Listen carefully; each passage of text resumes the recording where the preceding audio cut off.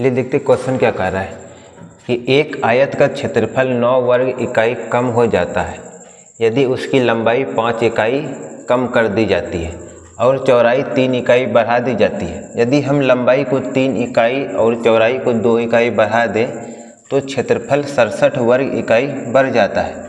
आयत की विमाएँ ज्ञात कीजिए।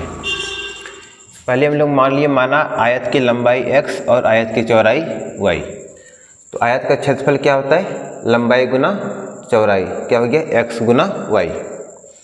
अब देखो क्वेश्चन में क्या कह रहा है कि एक आयत का क्षेत्रफल, तो आयत का क्षेत्रफल निकालिए लंबाई गुना चौड़ाई। कह रहे एक आयत का क्षेत्रफल 9 वर्ग इकाई कम हो जाता है। तो आयत का क्षेत्रफल था xy, इसमें 9 कम कर दिए और क्या करा यदि उसकी लंबाई 5 इकाई कम कर दी जाती है, लंबाई में 5 कम कर दिए और चौड़ाई 3 इकाई बढ़ा दी जाती है, चौड़ाई में 3 इकाई बढ़ा दिए।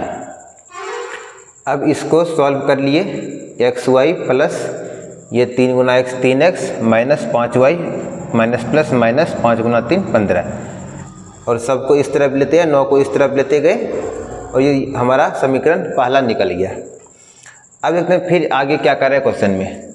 यदि हम लंबाई को 3 इकाई और चौड़ाई को 2 इकाई बढ़ा दें, आप कह रहे हैं लंबाई को 3 इकाई बढ़ा दें और चौड़ाई को भी 2 इकाई बढ़ा दें तो क्षेत्रफल कितना बढ़ जाता है? क्षेत्रफल 67 वर्ग इकाई बढ़ जाता है। तो क्षेत्रफल में 67 वर्ग इकाई बढ़ा दिए। तो इसको हम लोग सॉल्व कर लिए, तो यहाँ से मेरा समीकरण दूसरा निकल गया। अब जो समीकरण पहला और दूसरा को सॉल्व करते हैं कि x या y किसी एक को बराबर करना होता है। तो हम जो है x को बराबर कर दिए, इसमें 3 यहाँ पे 2, 3 2 का एलसीएम क्या होता है? 6। तो 3 को कितना से गुना करेंगे? 6 आएगा 2 से और 2 को 3 से। तो इसीलिए समीकरण फर्स्ट में 2 से और समीकरण सेकेंड में 3 से गुना करने पर इसमें सबसे 2 से गुना कर दिए, ये हमारा समीकरण 3 निकल गया और इसमें हम 3 से गुना किए तो ये समीकरण 4 निकल गया। अब 3 और 4 को घटाने पे, तो घटाने के बाद यहाँ साइन चेंज हो जाता है। इसको घटाने के बाद हम लोग सॉल्व कर लिए, यहाँ से y का मान निकल गया। अब किसी भी समीकरण में y का मान रख देंगे तो x का मान निकल जाएगा। हम y का मान समीकरण 1 में रखे तो यहाँ से x का मान निकल गया। तो आयत की लंबाई विमाई पूछ रहा था, यानी कि लंबाई और चौड़ाई का मान पूछ रहा है। लंबाई के क्या माने थे?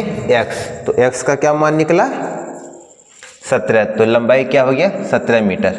और चौड़ाई क्या माने थे? y, तो y का कितना निकला? 9। तो ये हो गया 9। आयत की लंबाई 17 और आयत की चौड़ाई 9 मीटर।